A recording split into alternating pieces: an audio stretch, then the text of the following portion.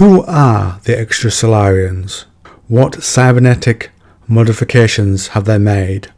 Who are the players amongst them? What terrible intelligence is trapped within or with one of them? Friends, let's find out, and welcome to a Suneater lore video, the second in a limited series covering some of the factions within this great science fiction series.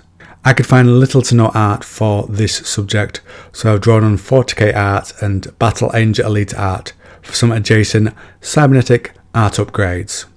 So the term Extra Solarian is broadly used for anyone outside the control of mankind's solar empire, those considered to be independent, be it planets, ships or stations, and of course in these places the law is more of a make your own kind of law place.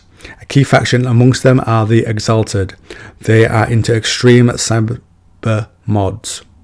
They are considered dangerous by even tech-tolerant citizens, and only slightly better than the Mericani, who were the first interstellar colonists, a hyper-advanced technological civilization run by artificial intelligences. They were destroyed by the Solar Empire later in the timeline. The book tells us they were beyond humanity, which said, creatures who had given so much of themselves to their machine demons that almost there was nothing left. The very word conjured impressions of bloody fangs in metal jaws, of eyes dead as old metal, and vague shapes lurching about the dark corridors of the mind. And how do they keep their looks? What do they look like? Here's an example. The Exalted followed with an oddly demure politeness, clanking slow but heavy on its metal paws, body lurching with every step. Here and there it steadied itself with a claw braced on wall or on ceiling, each time causing our guards to flinch and raise stunners. I thought perhaps they would be worse than useless in terms of how effective they would be against the Exalted. The creature I led onto the bridge was something else entirely.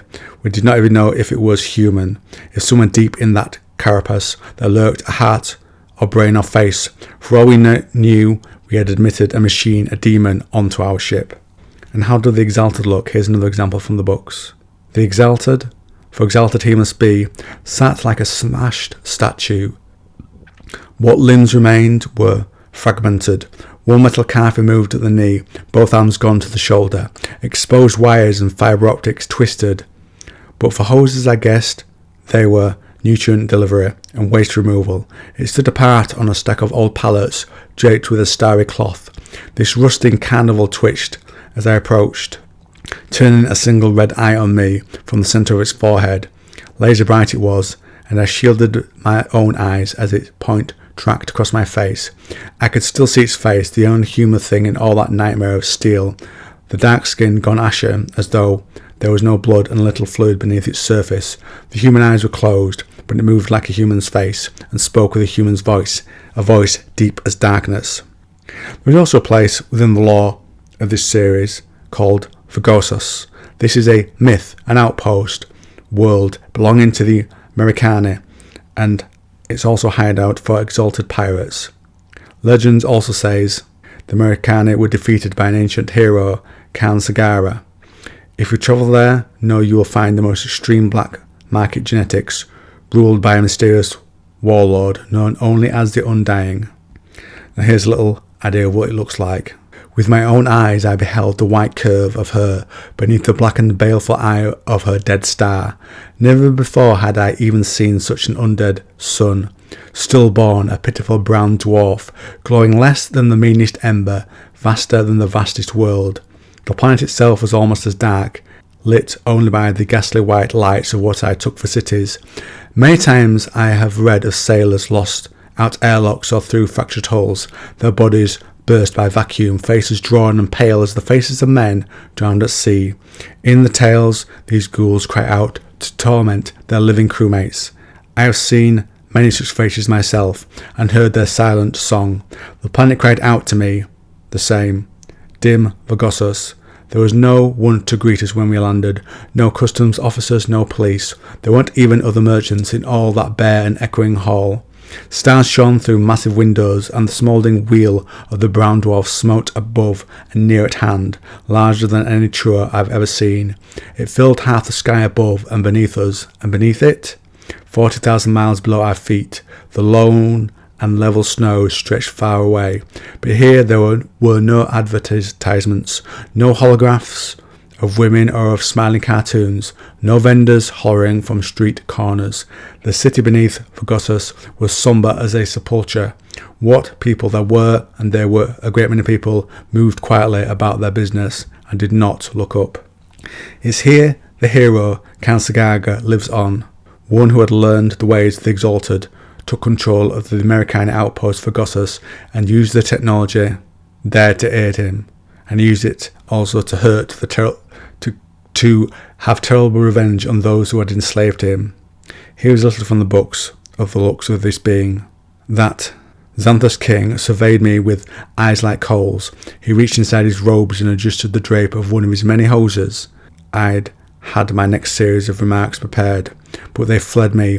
What I had taken for flesh beneath Khan's yellow robe was panelled, segmented like a carapace, so that his ribs were separated from the flesh beneath.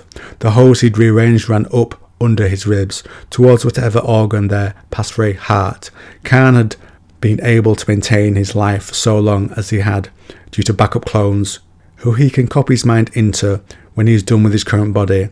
He sees his role in the war between the Seleucid and the Solon Empire as aiding both and profiting from both, and he is trusted by both sides, as he acts faithfully with each of them.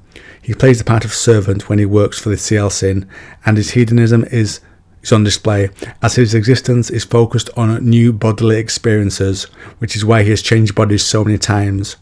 And at this point he has lived for 15 millennia. And within the care of Kagara is an ancient AI, one of the last to enslave mankind. We go to the book for hints of what it looks like. At these words, hands rose from the depths, 3, 5, 7, each pale as the last one, and on the ends of arms, long as the masts of sailing ships, I could not take my eyes away, and by the light of the fireflies, I could just make out the whitish glow of some bloated shape beneath the waves, some mass of tissue whence came those monstrous arms. I imagined bodies grown together, sewn together, their limbs and organs reshaped and mutated by millennia of malignant growth. I tensed. I had forgotten the world, but for the beast in the water before me, its eyes and questing hands, swollen and scabrous. Brethren had said its kind used human nervous tissue for processing substrata. I imagined, or perhaps I sensed in the same way that the beast itself could sense my thoughts, that below me and beneath all that water lurked a massive of brain matter and nerve and pieces needed to sustain it. It's a creator of deep knowledge and a creature of that as well, and history, and to speak to it will be to know a lot. It can manipulate human emotions to a degree, such as suppressing fear, but the range of its ability is limited, and so it's sealed deep in Khan's fortress, so if it does escape, the fear is that it will be able to lay waste to the stars. Like the Mentats in Dune, using its vast mind, it's able to discern and predict possible futures. And on that note, we'll wrap up today's video on the post-mechanical humans of the Suneater series, and the dangerous AI that once laid waste to the stars. Post-humans, people changing their bodies in cybernetic ways, so it's been a subject that's really interested me in fiction, from the Mechanicus in Warhammer 40,000 to the Mentats of Dune, whose minds are changed, but not their bodies. And I like the few examples we get here.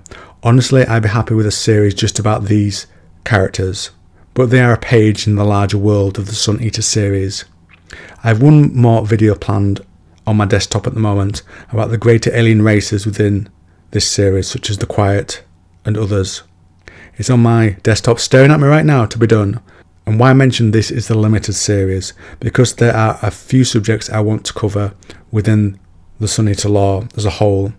And it doesn't mean I won't do more in the future, but these are the burning subjects I want to get to, I have in my mind. And it's to let you guys know not to expect a monthly Suneater video for the future, but have examples of them given to you from time to time. So what do you think to the lore of the world and Christopher Rocchio's take on body modification? Clearly there are a lot of influences there, but from reading the series as a whole, I can tell you he does make it his own. And I know from an interview with him that he did this on purpose to have certain common sci-fi elements there that will be familiar for larger sci-fi readers, and then putting his own twist on things within that. What do you think to the books if you read them? Comment down below.